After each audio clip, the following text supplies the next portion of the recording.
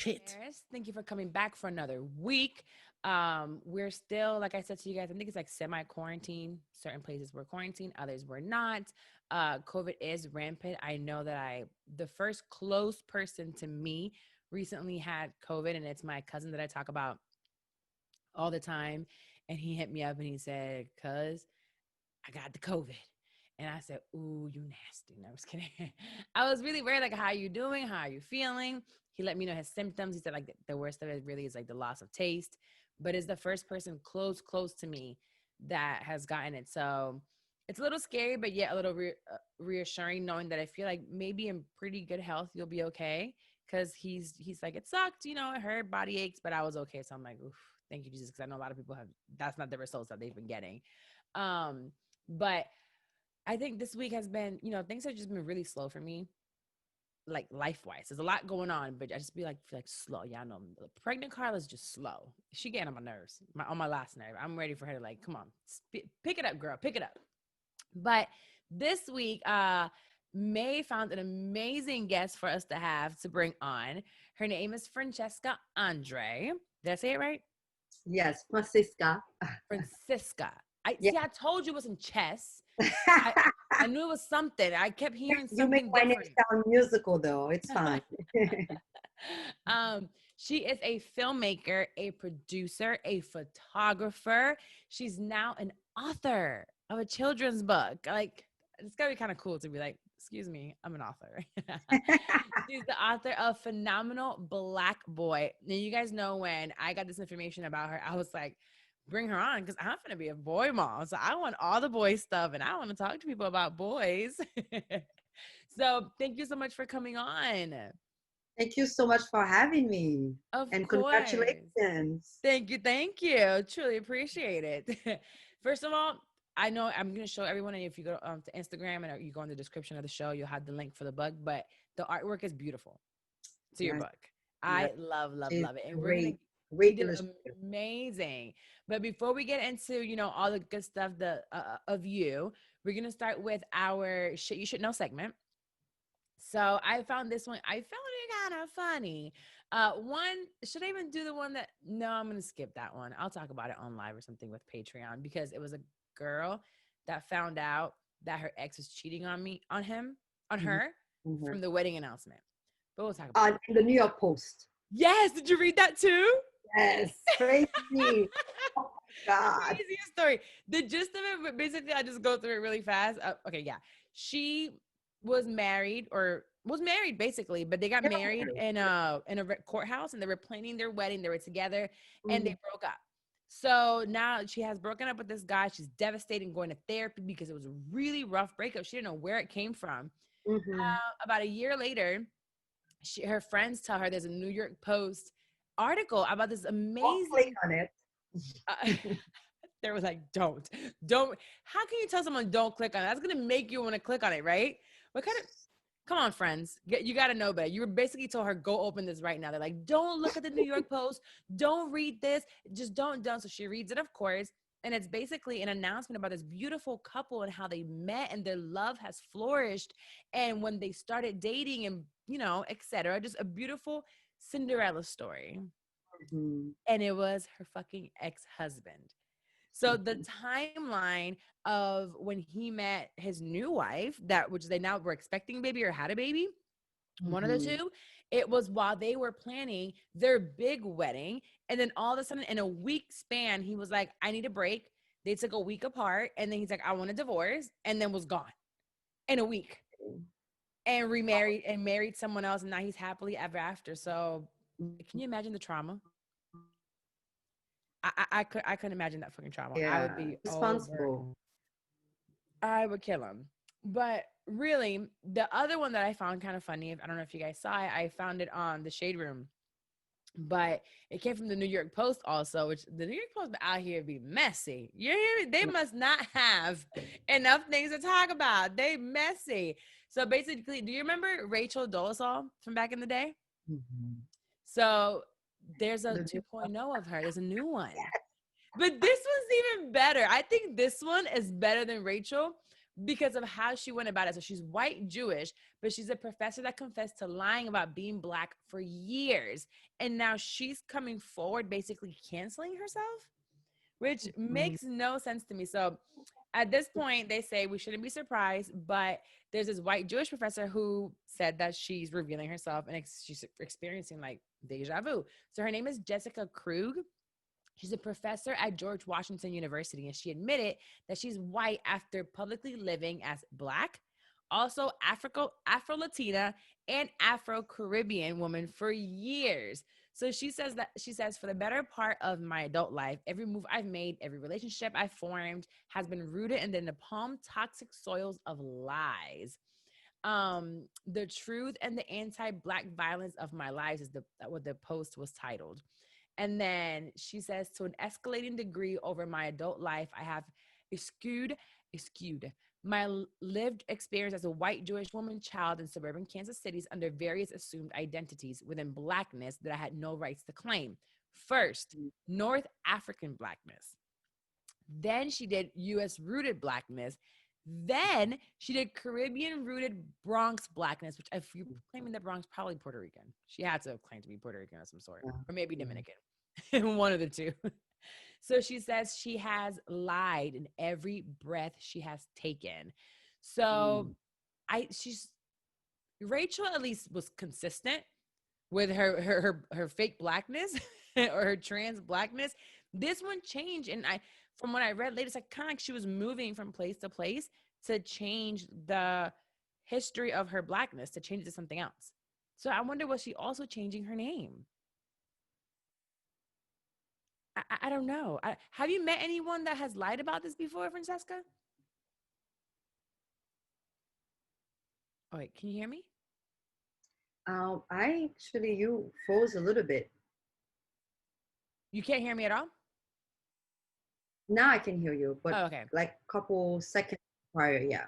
All right. You were just saying that Rachel was consistent with her, fake Blackness. I don't like the trans Blackness because that's like, we're not going to claim that term. But transracial. But Transracial, right. yeah. Have you met anyone like this before? I mean, if I had, I wouldn't know because they're probably trying to hide. What's funny is that looking at her, she looks like she could be Hispanic for sure. Yes. But Hispanic is like, when people are Latinos or Hispanic, the range is so wide. You go from literally looking, you can be blonde and blue-eyed to literally like dark skin, with coily hair. So it's everywhere. We're everything. So I can see how she could have claimed that, but wow, it's just, I found it funny again. I'm like, man, how so many people of color are like, we're having a hard time here with this in the US, and you have the privilege as a white Jewish woman to just claim to be Black and not feel attacked at any point in time. Well, there's also, I mean, she probably knows that she can also benefit from colorism and she will be centered because she's like not just any type of Black, she's also light-skinned Black with different types of hair. So in these pictures, she got it all braided up with her little pinch plaits in it, put on the weave-in. I'm like, girl, stop. She didn't want nobody to see her silky Lord. She had her plaits in. I have nothing to say. All I can do is laugh because otherwise, like, I cannot add this on top of the list of trouble and other shit that I'm dealing with in life. Right. It's like, you look at it, and I don't know if she came out so we feel sorry for her, or if we should be angry. I'm like, I don't feel sorry for you, and I cannot waste my energy being angry at you. I really can't. I have no time. Benefited from that, and she's going to continue to benefit from it. She knows the system is going to protect her. She has absolutely nothing to lose. Nothing That's at why all. she cancels herself. She's like, I'm canceling myself. Girl, whatever. You were trying to get this New York Post article written about you. Stop right now. And then another thing that I saw on CNN, and if CNN says it, it must be true, right? Whatever. But, right, we're supposed to take all this to heart. But just real quick before, we're all in our 30s. Some of y'all in your 20s. But, wherever you are in life, if you are a sexually active person, Dr. Teresa Tam said that you should wear a mask while having sex and avoid kissing new people to prevent COVID. You're Unless the married, right? Yes. So we don't have to worry about this because we got our significant others. But those of y'all out there, May, just in case, I'm gonna need you to wear a mask in that LA 106-degree weather while you're having sex. You hear me, young lady? Put a mask on while you're getting jiggy with it and kiss people through the mask. Kiss them through the mask because we don't need y'all spreading COVID out here because you were having sex. I mean, forget about HIV and chlamydia and everything else. Put the mask on. Not dudes are going to be out here like, who needs a condom? I got a mask. Protection. It's like they're going to now pick one or the other. Do you want a mask or do you want a condom? I'd be like, give me that COVID before I take your baby or something else from you. So basically, I having sex in this pandemic has to be really hard. I don't know what it's like dating in this time. It's got to suck. It's got to suck. Yeah. But there's actually someone that I think I want to bring on the show, and she talks about, how to date through COVID and how to make it, meaningful. I can't help y'all through all that. I have no idea. But going into our discussions, so today I want to talk about, basically say it again. Francesca. I'm gonna get it right by the end of the show. I promise You just got it right. Yeah. We're gonna talk about basically your career background, colorism, mental health, which you guys know I touch every single episode, and motherhood because I feel like I'm gonna be a whole new mom, even though I have it's doing it all over again. So basically, you do it all. I went through it. It's like, what do you not do? Do you know how to cook? I know how to cook. See, that's why that man married her. What? I don't know how to parallel park. That I can do. Don't worry, you're right along with everybody else in Florida because parallel parking is not part of our test down here. Ooh, okay. I should move to Florida. Nobody in Florida knows how to, I know how to, but nobody in Florida knows how to parallel park and it is not part of the test. So I'm sure you're still a very well-rounded woman. Oh, thank you. Just because you're missing out. Parallel parking, who cares? So basically, how did you become all the things that you are, like filmmaker, photographer, like what is your background? Where the hell did you come from that you're just like, you could do it all?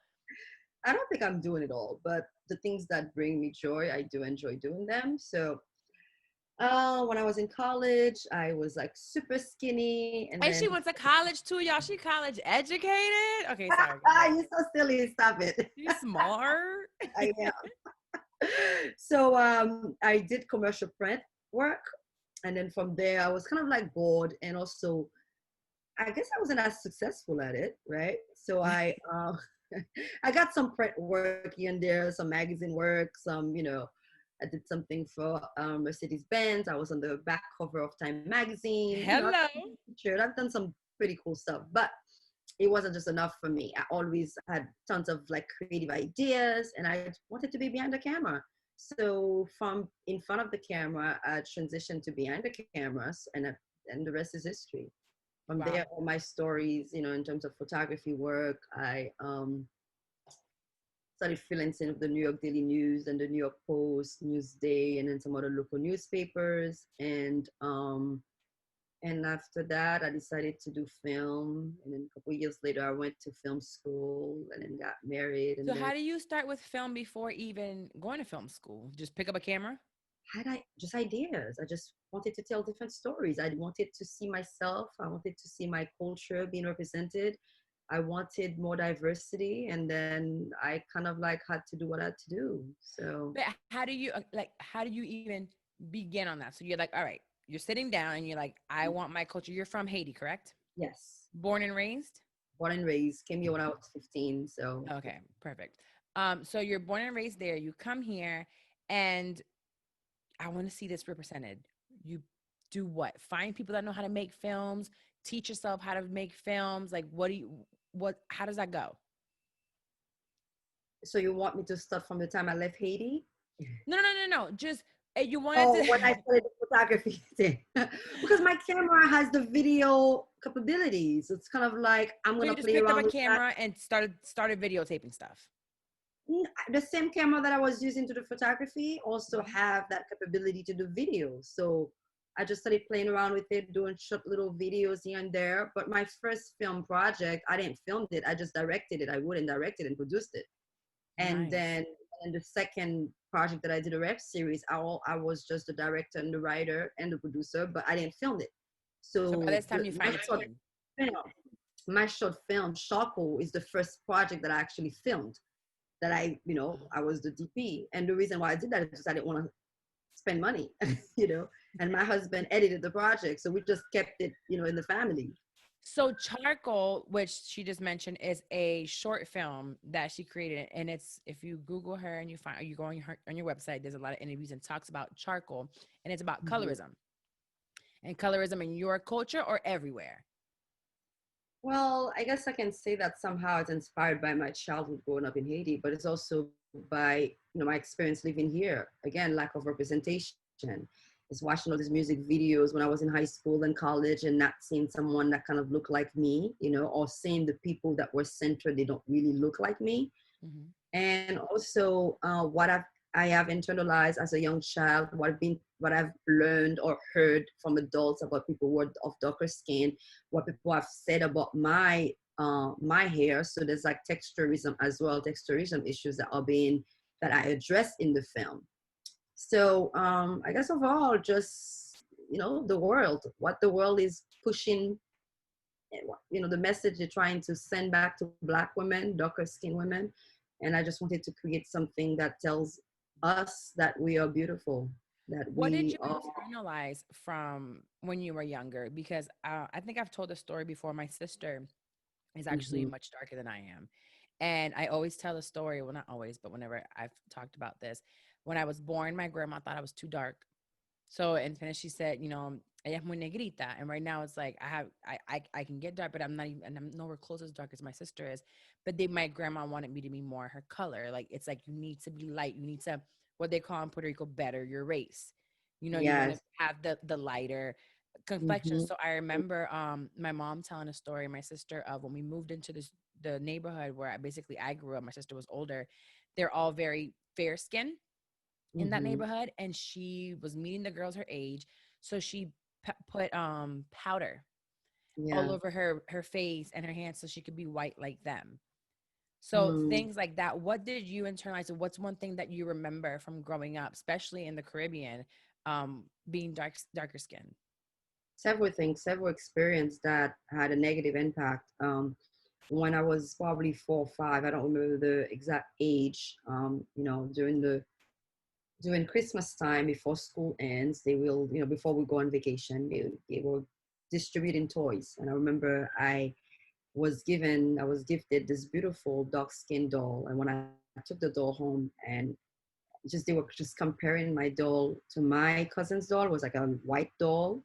And from then, I just remember putting the doll away, putting the doll aside, and not playing with it. So that's one thing.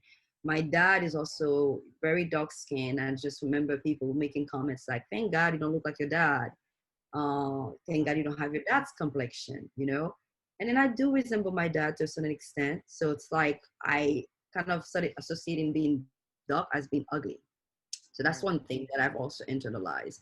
But they will make comments like, hey, you're not that dark, even though your hair is short and nappy, but you have a little bit of color. So that will save you. You'll do okay.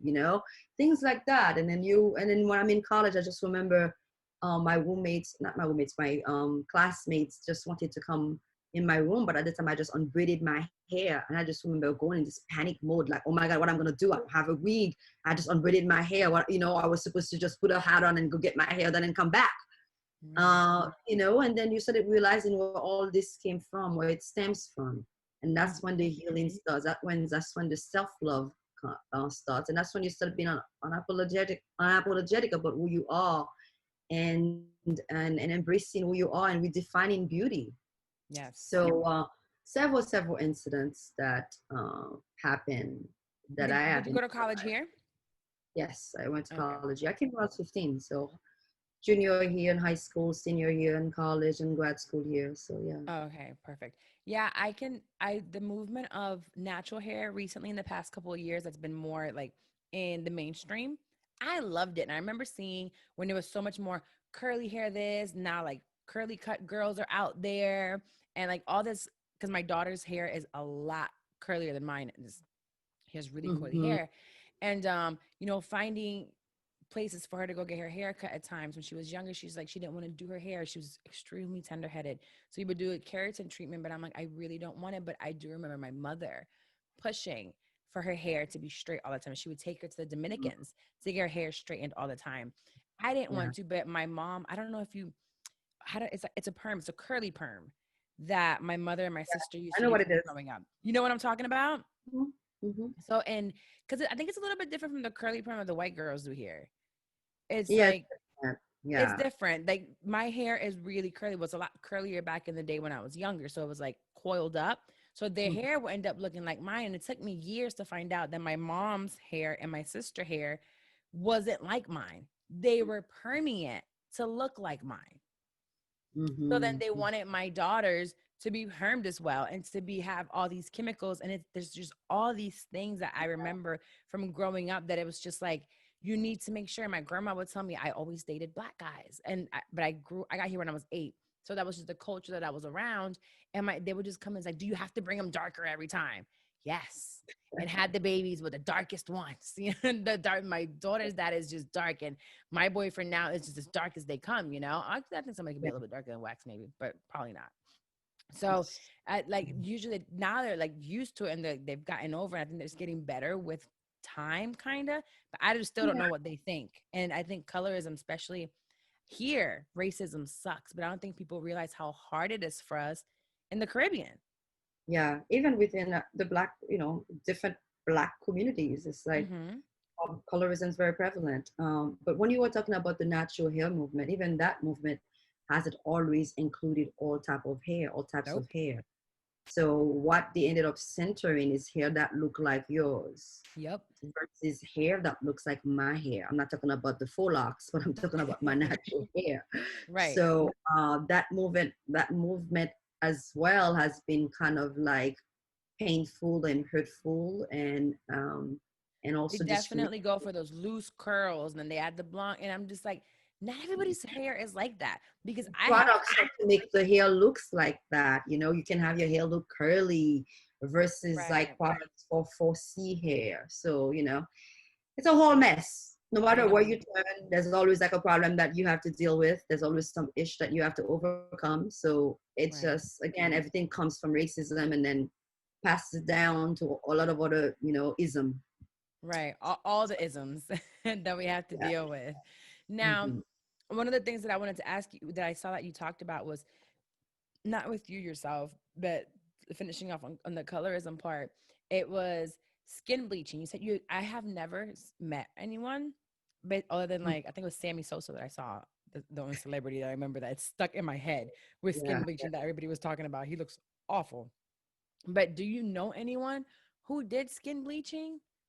Yeah, I know a lot of women, but not so much when I was growing up. If they were doing it, there was a level of like shame, so they weren't really doing it like it wasn't like overtly or blatantly. But Hmm. now in my community, there are several high profile social media influencers who are selling bleaching cream. And Did see they're not that. only selling bleaching cream, it's like I can tell they are selling a lifestyle. It's like this Hmm. girl, I'm not gonna give her any publicity, not Please like don't. she's it's almost saying that from rags to riches type of thing. Yeah, if I this is what my life was, but look at me now, look at how well I'm doing, and this is the cream that I've used. And then it works. I'm saying it works because it's the way men see beauty, the way the men have been conditioned to see beauty. So it's almost like I could have a picture of you looking just the way you are looking right now, and I can have the same picture of you but darker skin tone, and not knowing it's the same person or probably twins. They will say the darker skin one is ugly, and then they will say that you're beautiful. So the women strongly believe by doing that, improving their quality of life, because that means that they can date up, they can date higher. And then if you're dating higher, then that means that your life can improve. We're talking about people who are living abject poverty as well. And we're also talking about people who have never seen themselves represented in any of the in media, in film and television. So which Right. is why one Yeah, a you part don't of see my it. work is to kind of like make sure that I have characters that look like I mean, I have diverse character and then more representation. Yeah, but yeah, so yeah, I know a lot of people who are doing it. Wow. And then also dating. How was Mhm. dating for you? You guess if you got here at 15, you know, you were dating within the US and maybe you had a boyfriend before you were 15 in Haiti. Who knows? I did But not have a boyfriend when I was 15 when I was in Haiti. it's gonna beat your ass. Mama was like, don't you dare. Yeah. I, I think I got my first boyfriend right around that time, 14, 15 in high school, but it was like tight and then whatever. But how has dating been for you? I know you're married now, and from your husband's name on your website, he sounds hella Hispanic. Yes. Yeah, when I saw his name, I said, "There's no way." Where is he from? So he was born and raised in Jersey City. His family is from Panama. Okay, okay. So Panama actually has a large population of really of dark skinned people. I know a lot of Yeah, yeah, he's Panamanese. Afro Latino. They will consider him Afro Latino. Yeah. Okay, perfect. So how has your experience dating as a dark skinned woman been? Um, I mean, I never really had any problems in that department. You're So beautiful. I never had any And you're problems. confident. I don't even think the features is part. It's when you're confident with yourself. Yeah, that's that too. But it's like, I don't know. I never really, when I came here, I was like very thin and I was living in Connecticut. And then I guess they like thin, and I kind of like, I don't know, I attracted all types of men. I mean, to me, it was Chad, all, she said she ain't got no problems there. Let me go move right along. She had all the niggas. Y'all hear me, ladies? She had them I didn't all. say that. I did not say that. I said I attracted all types of men. But to me, She had her pick of the litter. no, it was more like about energy. I was more into like, what is your Of sign? course. Are you creative? Are you like into sociology? Like, what do you have to say? And he has always been that. So I don't know. I can't say that I've never felt beautiful. Like, I mean, now at times I'm like, girl, you look tired. It's not the same as when we're like 17 or we're like 25, right? It's just not Right. the same thing. But I still look at myself and still like where I am and who I am. And if someone doesn't see the beauty in me, that's on them. And I But I love never that felt any you problem. Yeah. I love that you mentioned, what you looked for or like what men saw in you as well. Because I think so many women confuse their physics or what they look like or their hair or their makeup to what will attract men. And I see this a lot in the letters that I get sometimes about dating.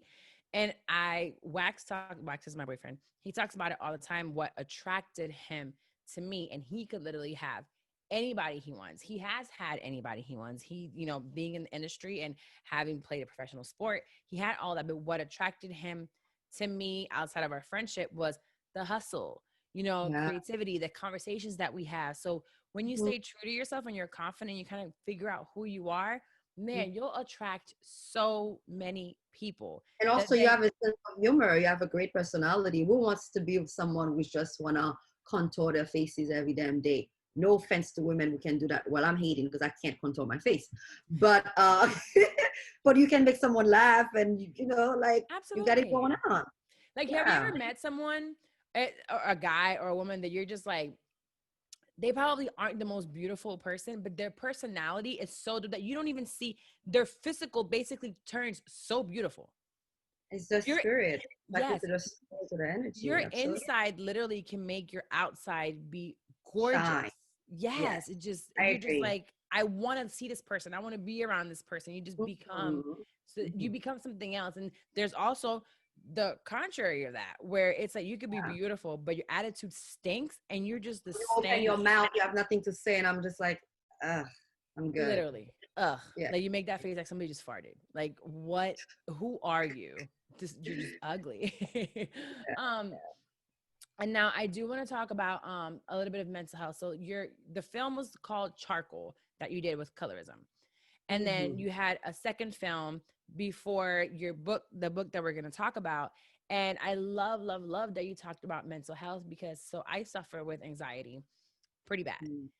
Never has been depression. It's always been I live in the future which I struggle with. And I say every week, my therapist is she's living good. She doesn't need any more patients. All she needs is me, to pay her bills. But it's really hard for me to, just be present with what's going on. Is I'm trying to work on that in my relationship with my daughter, in this pregnancy, with work, with life. So your second film, you said it was going to be about mental health and depression. How have you dealt with mental health yourself? Um, from I can say from the time I was like maybe 14 years old, I always felt that I wasn't just normal. I say normal because I was like always living in my head in a way, right? And I've always felt like I wasn't enough. It's like no matter what grades that I had, or no matter how hard I work in school or what I had going on, I've always felt like I wasn't enough. And then high school, I think my dad left my mom, and I internalized that. I felt like I was responsible to fix things, and felt like I had to go and revenge my mom. So that kind of like altered my interaction with men. So I've always felt like, oh my gosh, I'm so much stronger than them. They ain't shit, double deal. So my attitude was always like that, you know? And which means that I kind of like block any opportunity for me to have any real deep relationship or allow myself to be loved, because the fear of one day I'm gonna be left, right? Someone's Mhm. gonna leave me. So, but I covered that up with all the things that I had going on. I was very good at covering things up. Um, my relationships I always left before anything. If I felt like it's almost like I wouldn't even give the person any opportunity to mess up. I had rules like, you messed up once, you're out. I'm gonna cut you out, like cut you off, you're gone. And I did the same thing with friendship. Like I felt like I look at myself like I was like super loyal, and then if people did any little stupid things, they were out. Of Right. course, as my relationship with God got stronger, of course, I started having like more grace, and apply that towards people as well, more Amen. forgiveness. But depression has always been that companion that will just come whenever it feels like it comes and goes. Like you think you're Knocks at the good, door and it's like, I'm here. I'm here. Yeah, absolutely, absolutely. And that kind of like in my relationship with my husband, I feel like depression played a big role in the beginning. But as our love grew stronger, I can say I felt like he healed me, but it's really love that healed me. It's like me not trusting the future, not trusting where I was in life has a lot to do with my relationship with my father in a way, because I felt like I couldn't trust God completely, because my earthly father, my relationship with him, he's a brilliant man. He's a very good person. But again, I was put in the middle of two adults Mm. relationship and felt like I had to choose, right? And I felt like if I ever got close to my dad, that I was betraying my mom. So that even happened in my my adult life.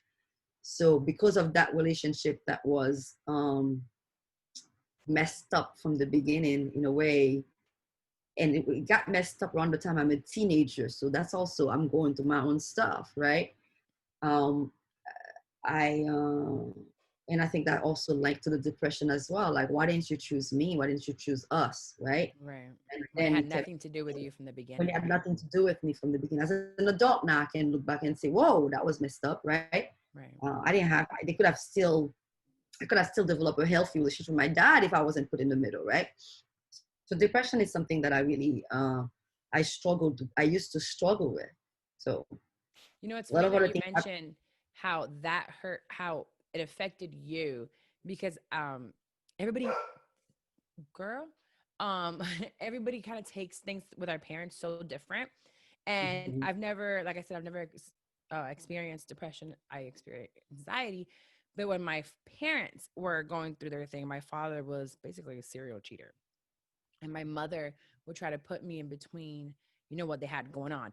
Go talk to your dad. Or when I was 12, I had to go talk to this little girl and find out who she was, for this little girl to tell me she was my dad's, other woman's daughter, not his, but, tell me all this stuff. And I would find all this out. And throughout the years, all the way until he passed away, I knew of all of his other women, but it never from 12 years old, which is when I first found out, until 29 when he passed away, I would always tell my mother, just leave him.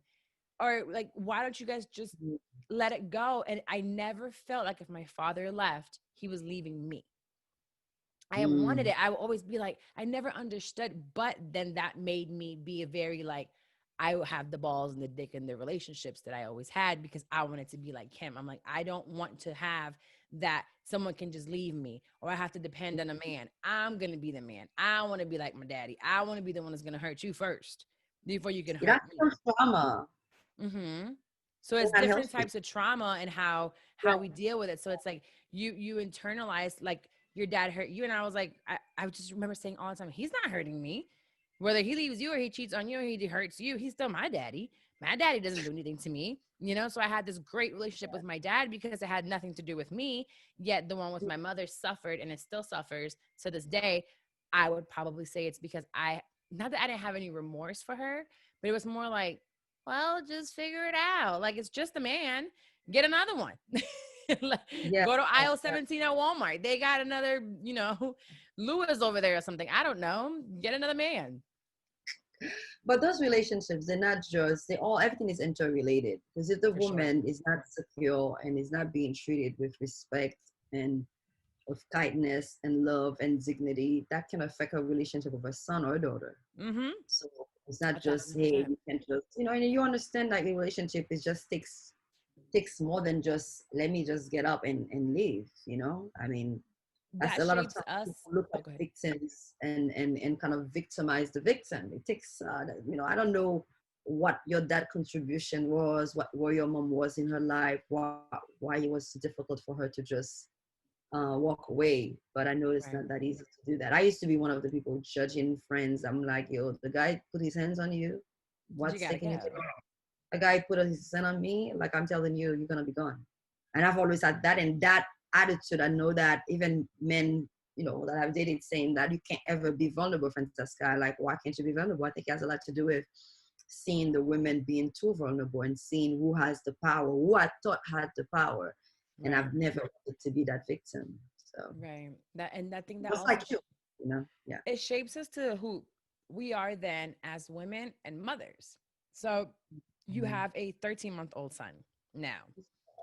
So you said you're 35, so you got pregnant at 33 ish. Yes. 30, well, it was December 2018. Oh my goodness.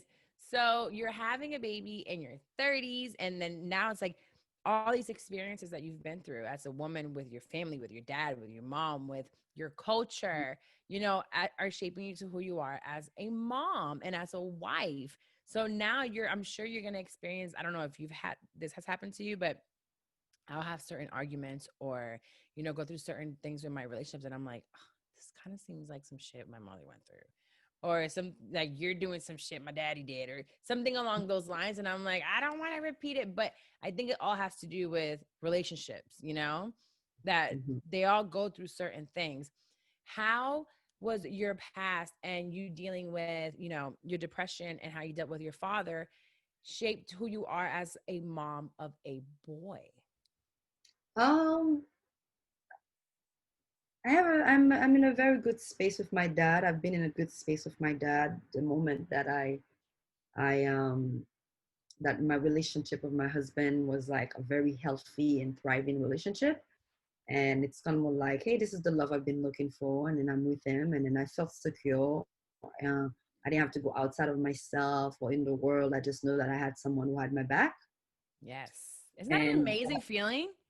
it's Ah, an amazing feeling, especially feels when so you're good. so used on doing things on your own over and over again. So my relationship with my dad is good. My dad is we don't talk a lot, but when we do talk, we do have good conversations, and he's someone that I want to be present in my son's life.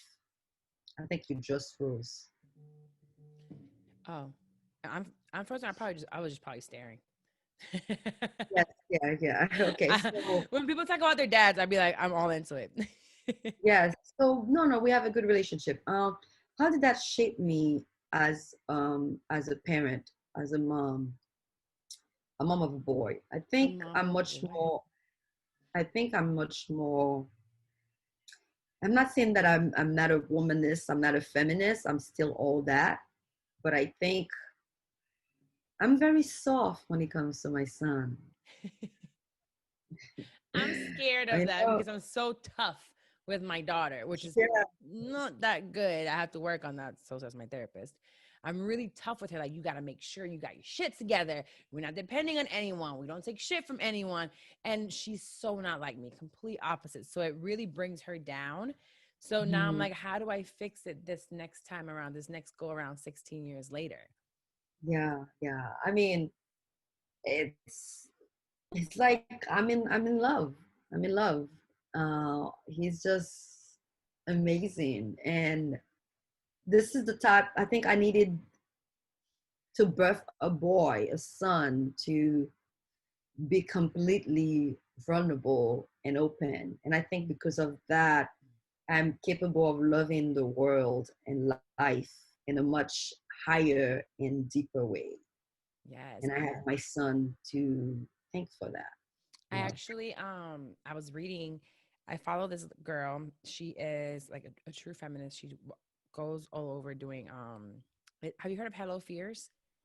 She Mhm. did like 100 fears in 100, she tackled 100 fears in 100 days. Mhm. She travels all over the world speaking, and she became pregnant, I think like right around the same time I did. And when she announced she was pregnant, it was cute. Then she kind of went ghost for a little bit and comes back with a saying what she had, and it was a boy. And in her caption, which she was extremely transparent with it, she says she cried for about a week, and she was so basically upset and disappointed that she was having a boy because she built this platform of feminism and building up women. And it's like, and it reminds me a little bit of you. You know, you're like out here speaking for women, and making sure we're all proud and love yourself and love your colors. And then you come up with a boy. So she was like, wow, I didn't realize that I call myself this feminism and want to be equal, but you're kind of being unfair to men as well. So she's like, it took me a while to figure out that I have to bring a king into this world to, protect women and to respect women and to be there. And it's like, that's what I'm so excited to do, because Yeah. I've Yeah. been so like, we have to get our shit together. You're not going to get disrespected. You're going to find somebody who loves you. And I was like, well, now I can bring someone into the world that's going to treat women the same way Exactly. I want to be treated. Exactly. Yes. Yes. Yes. Yes. Yes. I mean, I don't know. My husband treated me, really, well. He taught me how to love. So, and I'm just hoping my son, because sometimes I see my son is very intense. One time I was like, "Don't you do that," and he was like, "I'm like, shit, that's me." It's like, don't you be like me? Don't you be intense like that? What are How you did looking at? I know? How's your husband's relationship with your mother, and how would you say he taught you how to love? Oh, my husband and my mom, they were. No, with his mom. Oh yeah, they're good. They were good. They were He's good. like, is he a She's mama's like, boy? I used that term and I was like corrected. Don't use that term, but Oh, my boyfriend loves it. He loves saying he's a mama's boy. not, he respect his mom a lot. Hmm. He loved his mom a lot, and I'm very actually I have a lot in common with my mother-in-law. Yeah. Like attitude wise, even personality wise, we like, she doesn't take any shit. Yes. Sometimes it's like, oh my goodness, you brought your mama home. I have to be careful with my son because I'm like, let me make sure he doesn't bring me home because I'm too much. Oh, my boyfriend literally wants a house big enough to bring his mom in. Like, and I think she's amazing, and he is really that close to his mom. But I feel like men that are really close to their mom, but their mom doesn't cross that boundary, Yeah, they can teach and love a woman the right way. absolutely.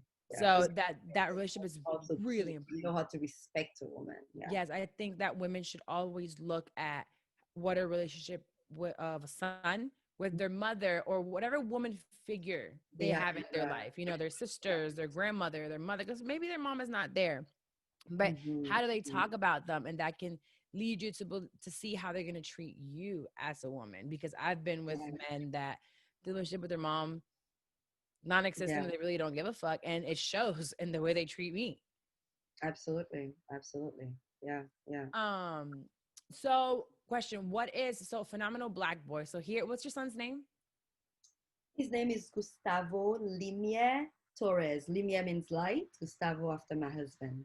I saw the name, I don't know how to say it. I knew it had to mean something. I'm like, it means something, and she came up with the name. I did. I sure did. So Limier, what he comes into the world, what is it? He inspired you to write this book, Phenomenal Black Boy. What inspired you, and what is the book about? The book is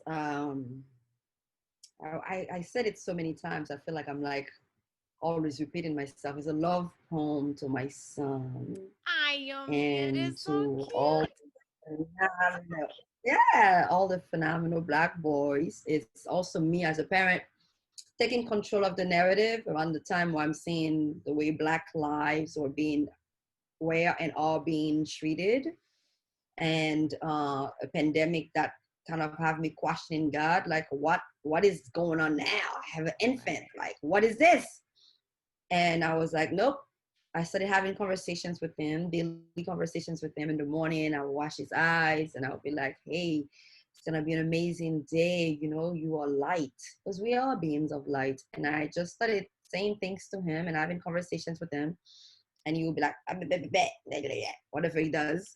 And then I said, you know what? Let me just put that in a book. And I did that. But I do Yeah. have one coming up for girls as well. Yes. Hey. You're like, equality. There's one coming out. Listen, my entire kind of like, I don't want to say movement, everything that's about me shifted when I was like, it's a boy. But it does, because it shifts like your mindset and where your heart is, and it's like a spot within you that you didn't know you had. Yeah, yeah, yeah. It's another side of me. I'm like, Lord Jesus, what am I gonna do? I had a website that was all about celebrating women's stories about women by women for women called Femme Canson. It was all about like, and I'm like, now that I have a son, it's like, okay, boy stuff. I'm gonna do girl stuff as well, but No, in this pandemic, you're raising, like you said, a newborn. yes, We're stuck at home. You can't take the. We're used to, having. Well, I guess he's more like a toddler at this point, 13 months, a little bit, kind of, sort of. So it's like we're used to going to. I remember taking my daughter to the park and to the aquarium and to the zoo and all these places, and it's not that feasible now no. to take the baby anywhere. So you're like stuck at home with a kid, 24/7. I don't care how much You're you love your watching the baby. news, and or even if you're not watching the news, people are freaking sending you shit on WhatsApp. You go on social media, the news is watching you. A So all that thousand fear, percent. yeah. Mm-hmm. It's fierce. I think there's two things when you're raising a black boy here in America. It's the fear of everything that's going on right now in our climate and in this country with our black boys. And two, I don't care how much you love your kid. Like I was saying, your kids get on your fucking nerves. I adore my daughter, but there it comes a point in time when it's like we're cooped together for so long that I'm like, I'm closing the door. Do not come in here. Don't talk to me. There's a peanut butter and jelly sandwich somewhere in the fridge. Eat it. Leave me alone. I'll talk to you tomorrow. I'm not She's there yet because this is my baby. I'm like he wants to go and then explore, and I'm like, come to me, cuddle with me, love me. He's like, Oh, I want so to you haven't stuff. gotten that point where you're just like, go away. No, no, I have not. Oh, such a good mom. There's so no, I have time. you do. Yeah. Maybe you won't get it, but just yet. But it does come a point when you're with your kids and you're just like, it's a lot. You need a break from your own kids. But I guess he is young, and then you're busy with other things, and also you have your husband there. So I think with myself and my daughter, it's just her and I. Yeah, So with her and I being cooped up together, always being together, it's just myself and my daughter. I need a break from her in the pandemic. I hear you. So have you just, for you, maybe it was a little different from me with my daughter, like this pandemic and being quarantined, it's probably been good for you then. You're You can't bonding with say him. to a toddler, leave me alone. You gotta change the diapers. You gotta make sure they go to sleep. It's different. You gotta see. You don't want them to leave you alone. I'm trying to think what I did with Ayana back in the day. I Woo! can't even remember. Let Probably that go. Let that go. I, I'm trying to. I probably my parents were really involved, so I probably was like, okay, grandma time, bye. Well, Rachel, I do that. I do say, go to your grandma. I say, grandma misses you. Go to your grandma. mm. When I have stuff to So do. he So I does go. Oh, so he does go to grandma's house. So you do have a little bit of break in between. You're not yeah, with him 24/7. absolutely. Yeah, yeah. Oh, okay, that makes sense. That makes sense. Well, my mom is white with me, so my mom's always here. So yeah. Oh, I get it now. I get. I was That's just why like, I was God. about to write a book. I I'm have like, she's time. an angel. Jesus Christ. She's never wants to be away from her kid. But you have someone that, yeah, I've never lived with anyone. I get tons of breaks. I work from home and then it's all that stuff. So yeah. Makes sense. Makes Yeah. sense. Yeah. A lot of sense. Lessons. Yes, yes, yes. So this, I'm really excited that you wrote this book. I love your son's name. Like I absolutely love his name. Thank you. How long did it take you to write the book? Um, I can't really, I don't know. I don't remember. I think probably like in March, I started writing it. It's not a long book. It's a children's book. So it's not even that complicated. Right. It's about, I came up with the concept and then I had to find an illustrator. That's my second book. The first book was only for my son. It's not available for, for sale, for Oh, he purchase. gets I his. wrote a book on book. He does. Oh, It's he called gets I'm his Not own. Afraid to Shine. I love you, and you don't want to put it out. No, unless he wants to, but he can't make a decision now. But this is a book. It's personal little book, family members' names and in the book. So it's very Gotcha, gotcha. So so how that did you sat down probably on your computer nowadays because it's not like we're in the anti-age. Wrote it out. You find an illustrator. How long do you have a publisher? Are you self-published? I'm self-published, yeah. Even though I just actually received an email from a publisher, but I don't know what this is about. So I have to read it and see if it makes sense. So right Get now, that check, girl. Get that check. I'm just I don't know. kidding. I have to do more research. Of I'm a course. and you have to know that what's best for you. Right now, it's on Amazon, and I have full control. And people have been supporting it. Black Yes. women are just showing up. And they will, and they They will, and always we really will because we have right now our sons are so important. do. It's a scary situation, and I feel like we have to raise our sons to be better than their fathers and their grandfathers, and just in this climate to be strong but also gentle. I Yeah, feel so like the book also covers, a lot of empathy. So you see him just, what it does it mean to be a phenomenal Black boy? Is it only when you are thriving in school? Is it only when you are, like you see phenomenal Black boy who's very good at sports? Like phenomenal Black boy who's writing a book, phenomenal Black boy who's handicapped, but he's still phenomenal. So there's like, I absolutely. wanted to make sure it was very inclusive. Yes. Phenomenal Black boy was a president, so we have that in the book. Phenomenal Black boy was like doing yoga, and then because you have to honor your mind, body, and soul, because we've seen the way they've treated Black bodies. Also, we've seen the way men have taken pride in disrespecting their own bodies, right, Right. and their sexuality. So there's a lot of things in there, and that makes that celebrate Blackness, and then Black boy brilliance and all that great stuff, and also we have some role models, male and female role models included, in the book, because it was important to show that being a phenomenal Black boy is having phenomenal Black women and men in your life, phenomenal Black leaders, both male and females. Yes. So yeah, but there was something that you said that I was going to add to it, but I totally forgot prior to me. I have no idea, girl. I be Forgot what. talking. I forget what I say. Yeah, something about being gentle, and then to not, you said to raise them to be better than their fathers and their Hmm. grandfathers, but it's also to raise them, to equip them, so when the world comes and attack them, for them to Yes. remember who they are. Like the world is gonna tell them and gonna put them in a box, but for them to know that remain in the box is too small for them. For them to know their own stories. Being a phenomenal boy is knowing your history and knowing your own story and owning your story. So all Right. that is in the book. So that's what I want my son to know, and I think all Black children, male and female, should also be reminded of that. Yeah, I think that's why Black Panther And like that film specifically was so big Yeah. because it showed, this black boy, this black superhero that we don't really see. Because when I think back to all the superhero movies and everything I saw, there was never anyone that really looked like me. I Mm-hmm. didn't get a princess that looked like me until Tiana, I believe was her name, and that was my daughter's time. Mm. We didn't have anyone that I can think Wasn't of. Brandy? Didn't Brandy play Cinderella? Brandy, didn't she play a princess? No, no, she played that Whitney. Oh, Cinderella at one time. one time. Yeah, yeah, Was it? Yeah, I believe. Was it Cinderella? yeah. It was. It was. Yeah, I then on the Disney Channel or something like that. Yeah, that was back in the day. But like cartoon wise, where Oh, they like it I hear you. became big and mainstream. Because Yeah, even though Whitney played Cinderella, Cinderella wasn't black. Whitney didn't play that. Brandy did. Oh, Brandy. Yeah, yeah. It was the godmother, fairy godmother, I think. Yes, you're right. You're right.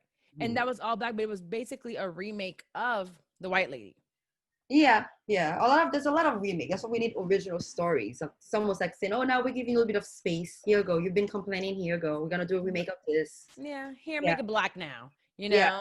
Take it from no, we want it our own. And Black Panther is that one that it's our own. That's our hero. That's our king.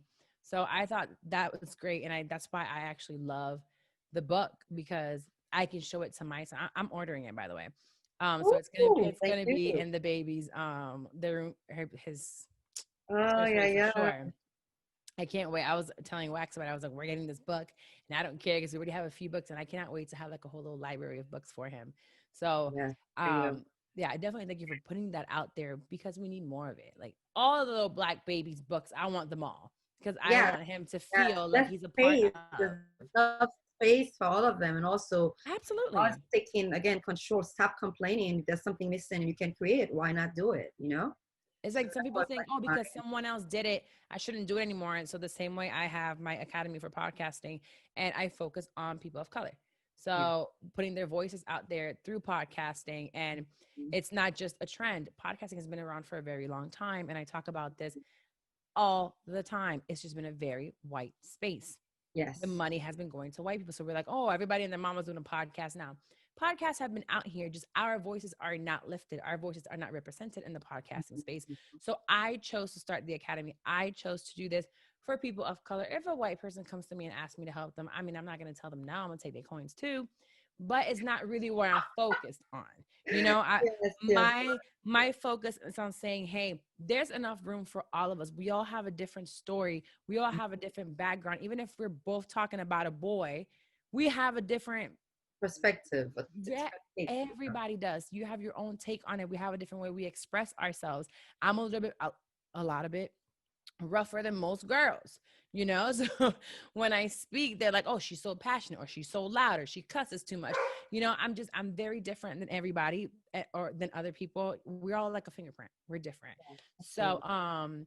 I love that you're putting it out there, and I don't want to just have 100 books and 3 or 4 are of black boys. I want to have the 100 of them or 97 of them be written by people of color, and that for that baby or that book to be represented of him, the representation of him. And by Black authors as well, because there are books that are very popular on Amazon and in the children books world, and then they are not written by Black authors, but they have Black characters. There's black books written by white people. Hmm. These motherfuckers, You can do your research. You'll find out which ones. they just be trying it. Want, fucking crackers. They do this, and it drives me crazy because we don't understand our value as people of color. Sometimes I think we we. let I think white people do it for us, and it's like, no, it's not easy. I mean, I don't want to keep on pushing that narrative that we don't understand our values, because I know people who are creatives who no, be. there are so, oh, we have platforms. I know so many. But when I look at the grand scheme of things, I have so many people that come to me, specifically because I'm in the back end of doing things, where I get so many that complain, well, I don't know what to do. Well, I'm not going to get the help. And I said, you have to do research. It's not going to be handed to you. But It's that's your personality, though. That's your spirit. Your energy is different than everybody else's energy. Like I'm kind of have the same outlook on things. I'm kind of like, if I want to get something done, like I wanted to write a book, I wanted to get it published. Like I didn't talk to anybody who were already self-published. I went online, I read a lot, and then I joined a couple groups. I asked questions. I did my research and I did what I had to do. But not everyone is gonna have that same, that you have this independent spirit. There are people that want people to hold their hands and say, Why hey, not? Well, do find this someone to X, Y. hold your hand. Don't let anybody else do it. If you have the idea, even if you need someone holding your hand, Yeah. find someone that's going to hold your hand through it. But do it. Oh, we cannot all be the same. I'm gonna say this to you. We cannot all be the same. I have people who said to me, how you go about promoting your stuff? And then they said they want a publicist. I told them I've never had a publicist in my life. Every press I've gotten, I've done it myself. But that's my energy. Same. That's just my energy. So I Right. can't expect, everybody to have the same energy. I'm like, But I the, love work and I'm always finding ways to right. like work and do things on my own. Yeah, So how did you navigate working and doing films and the book and all this stuff while being pregnant? I'm struggling with that. So if you have that same personality of I mine where wasn't you're just working like, when I was pregnant. you weren't? No, I was too sick. I So had hyperemesis. Like that baby took everything out of me. you sat down and just I sat sat there. down. I was in the hospital. I sat down, like throwing up all the time, looking like I was on crack. Listen, looking crazy, looking cray. Really? I was too sick, and after that, I didn't work for 7 months. Wow. I, What did that do to your mental? I've struggled and I've been struggling a mm, lot with not being able to move like I always have. I was dealing with other personal stuff that I literally had to take the time to deal with what I was dealing with. Mm. So that was God timing in terms of I had to slow down, I have to surrender. And then my son needed me, because he was born at 33 weeks, Wow. almost 34 weeks. So 7 months. Yeah, that's my I daughter. needed My to daughter do that. was 4 pounds. So she stopped growing at 29 weeks. Ooh. And by the time I got her out, she was teeny, tiny. So yeah, I've been struggling with, mentally telling myself to, oh, it's okay to slow down. It's okay to sit your ass down and just Life is grow a gonna life. push you and you're gonna have to. So it's like, listen, there is power in stillness, I and know. there is power in you push something, it's not moving, it's not meant to move. Wait until it's time to move. You sit down. There's other things you can do. If it wasn't for COVID, I'll be cooking and inviting some good friends over. Like I want to have those moments, more of those Right. moments. Like people asking me, so what's next? I said, I just published a fucking book. What do you mean what's next? You don't pay my bills. I want to do what I gotta do when I gotta do what I gotta do. Like I don't put any pressure on myself on even though what I mean by that, I like being busy, Mm-hmm. but I'm trying to unlearn, not even unlearn. I'm trying to be comfortable, just like you, in my own silence Yes. without the busyness. And I think that's a challenge because I've always been a busy bee. So Right. yeah, Yeah, I'm definitely, like I said, my therapist get my money, trying to figure out how to just be that therapist still. deserves a bonus, man. Shit. I love her. And then there's times like if I don't catch her right during my breakdown, I mask what I'm feeling. So I know I texted her, I sent her a message 2 days ago, and I didn't feel good, and I was just crying, and I was going through it, and it was the day before Sunday, and I sent her the Mhm. message. She didn't respond until a couple hours later, but by that time, I was like, I masked my You're good. feelings. Yes, I'm like, I'm good. So Yeah. she's like, hey, I'm so sorry. I was away from my phone. I was like, oh, it's fine. Don't worry. Like, I know you're busy. It's a holiday. Because she's like, no, I'm fine. We can talk. And I'm like, nah, it's good. I'll talk to you next week. Because you're And already thing. Yeah. I covered it. I went to Netflix, and that's what I do. I dismiss my feelings completely. Like, if I don't talk about it right then and there, I'm done. I'm fine. And every time someone asks me, are you okay? It's like, yeah, I'm good. Yeah. Yeah. I'm perfectly But fine. I forgot where I read this quote about anxiety. It's almost like, well, even depression in a way. Um, Depression is like sometimes we're living in the past, Mm-hmm. or we have this kind of like negative view or expectation of the future. Mm-hmm. And anxiety, I think, is like you're living in the future. You Yep. cannot be omnipresent, It's almost impossible. this can't be God. Yeah, to me it's like once you know that, like I had things that happened in my life where things were out of my control, and I had to realize that I can only control what I can control, and the rest I really have to surrender. So every time you feel like going like this, say, God, I'm not in control. You're in control. It's really And hard. I talked about it. My cousin, who I said has COVID, he's a pastor, and he's talked to me so many times. And there was a big breakdown that I had, and I spoke about it on here. He kept saying, surrender and give God the control. And I remember the first thing in my crying and in my hysteria, I said, "What the fuck does it look like to give Him control? Do I just sit here?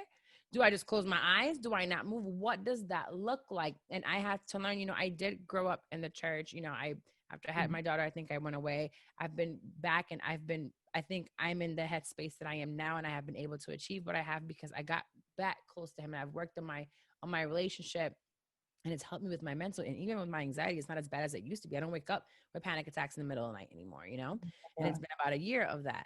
But giving up control for me has just been hard. And sometimes when like, don't worry about things. When you're anxious, you're worrying about a million things. So hmm. it's saying sometimes, all right, God, I know you're in control. I don't need to worry. If I'm worrying, I have no faith.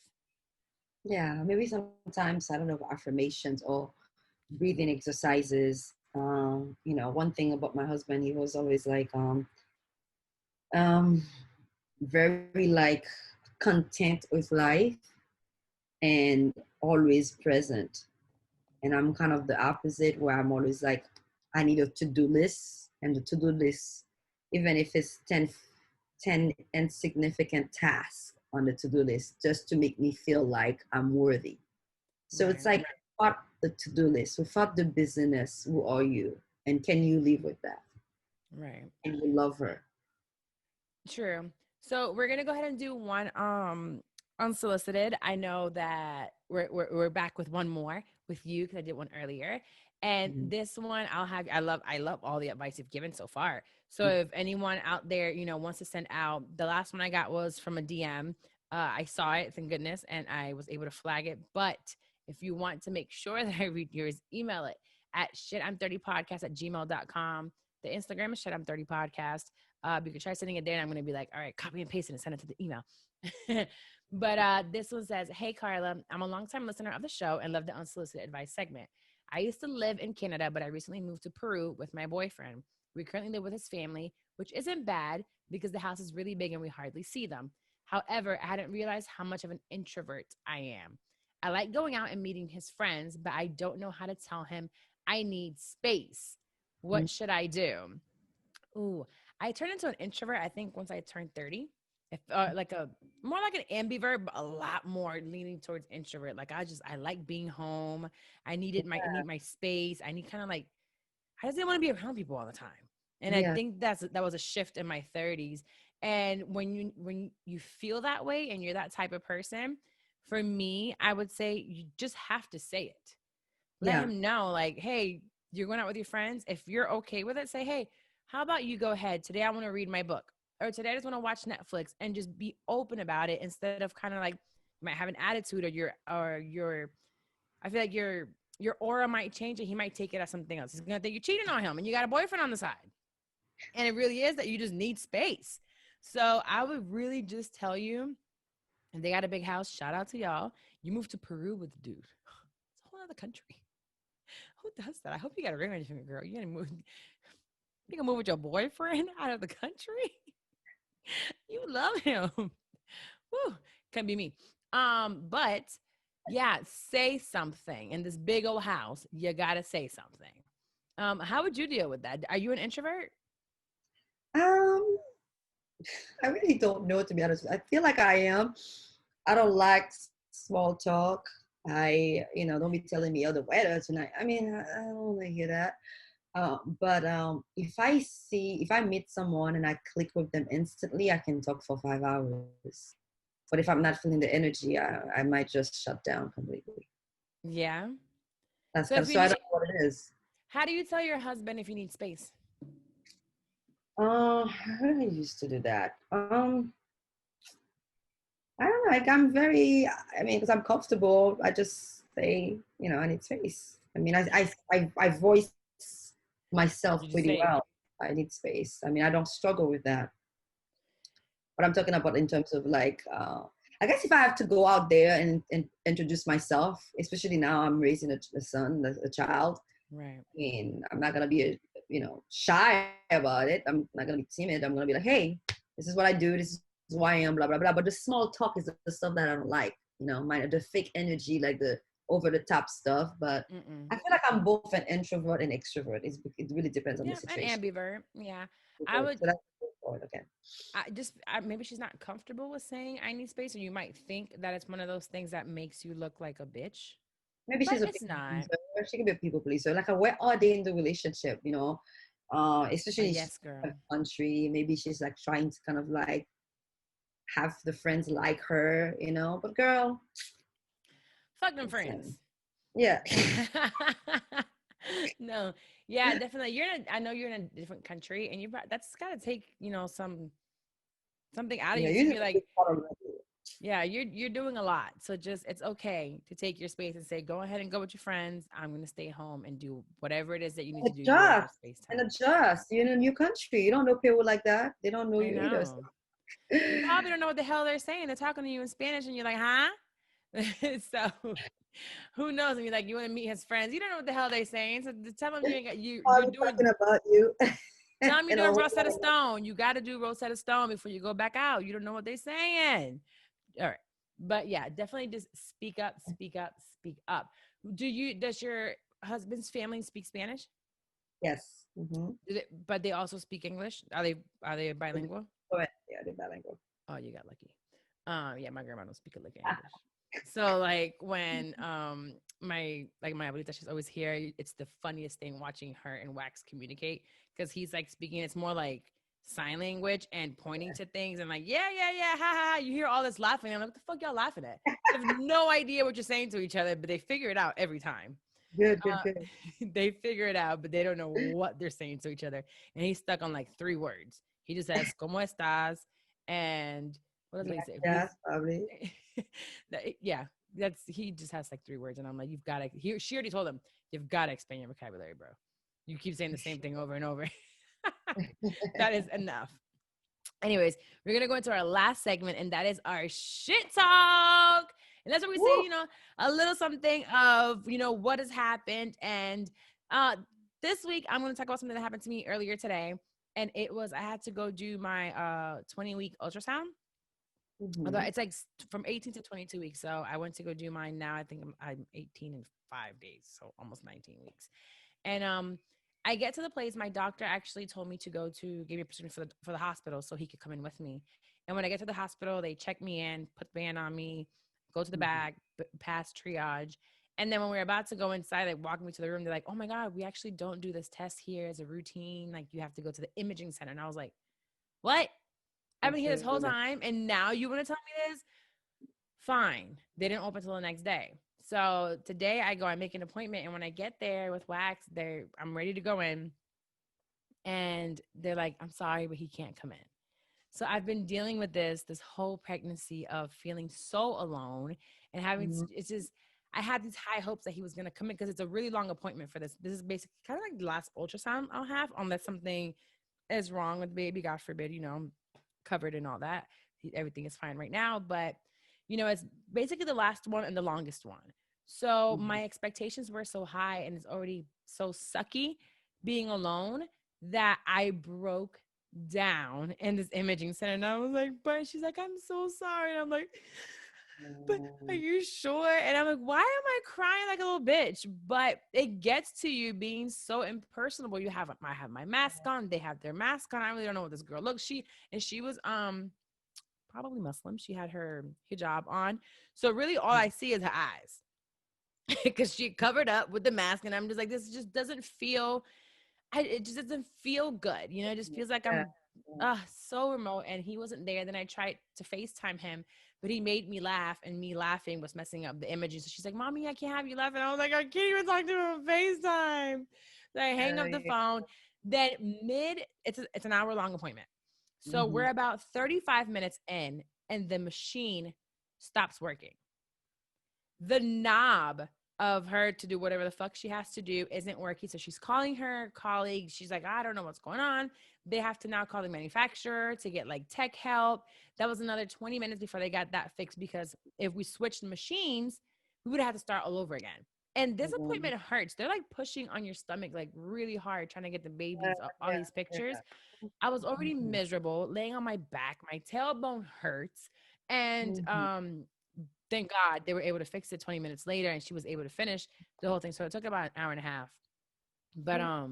yeah, that was my experience today. You know, it's kind of like fuck this whole COVID pregnancy Thing. part of it just because Yeah. it feels so alone. And I know that, you know, you might go through a pregnancy alone. I kind of went through Ayana's pretty alone. And I thought this one would be different. And it is 1,000 times different, you know. So COVID it, has, you know, yeah. but No COVID doubt. brings me back to that trauma of doing all of this alone But all you're not over alone. You again. just know it's just being Yeah, all this precaution that has to be taken because of the I pandemic. know. It Just just remember that. sucks. Yeah.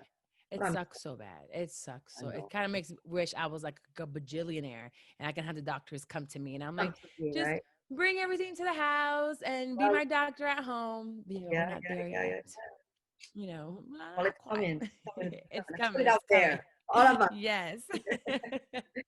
So has anything happened to you? Have you seen something that you're like, "Ugh, this Mm, is some shit?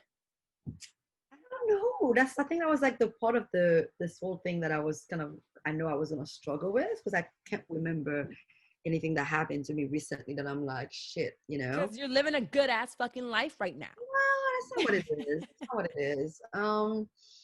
I don't know. I feel like I don't know. I really can't.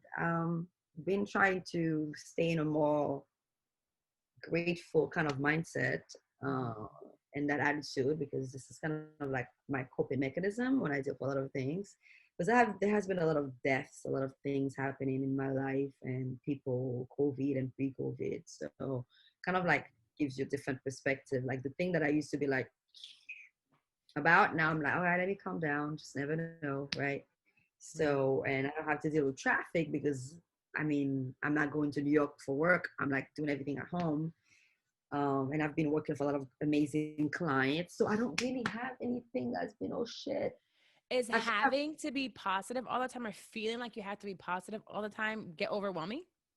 it doesn't because the moment when I am in that state, I love it and I embrace it and I try to stay present because usually at night I crash.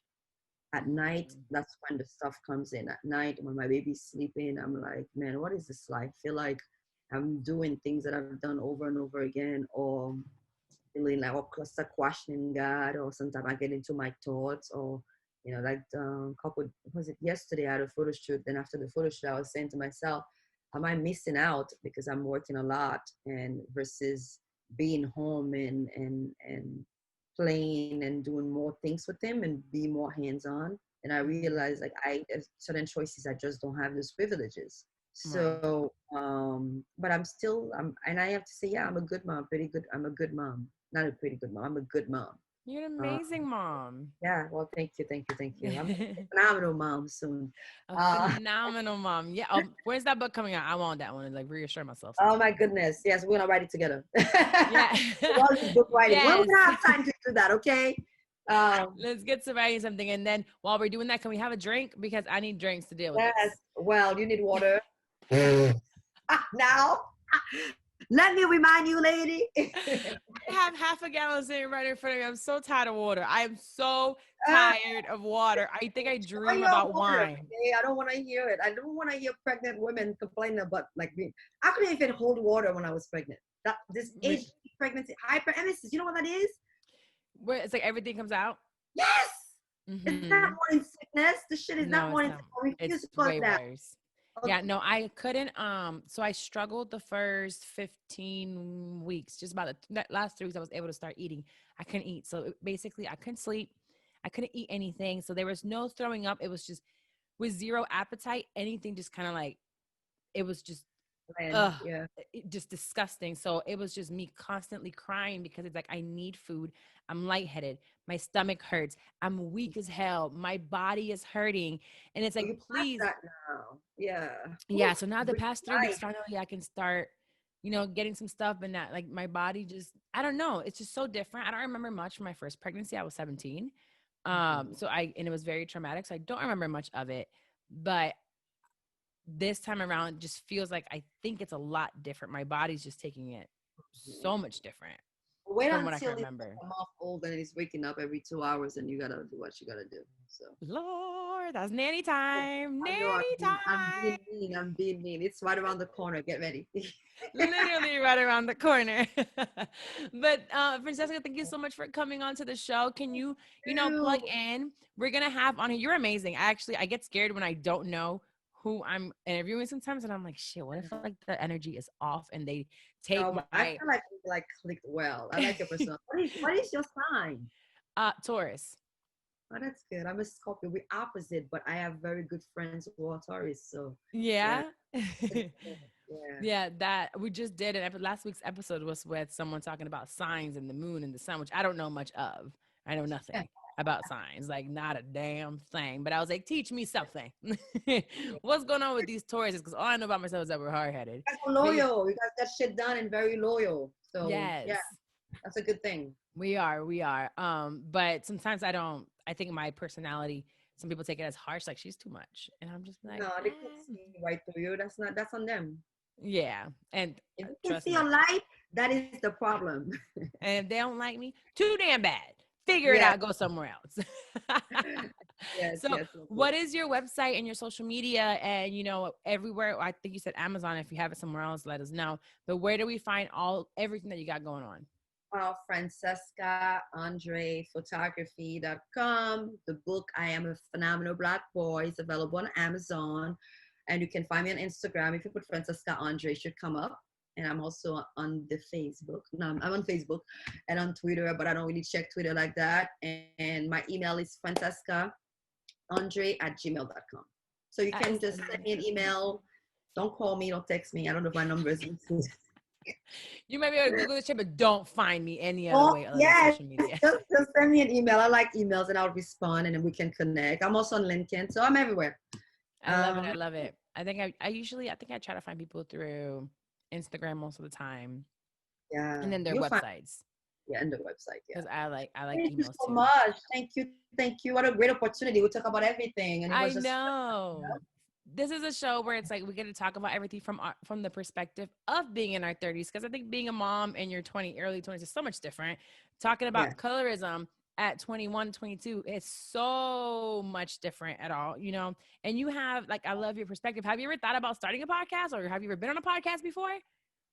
I think that's too much. I can't do it all. I don't even put that idea in my mind right now. Please, I rebuke the idea of a podcast right now. The other stuff that I need to finish. I have to still make more films, and I need to. Yeah, I need When's your to. next film? My next film. When you write me that check. Uh, I got you. It's coming. let me finish promoting this book, and then I'll get You got it.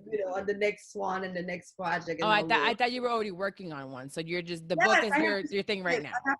I have the script, but I'm gonna focus because one thing it's I used to be a challenge is I have too many things that I want to do and doing at the same time.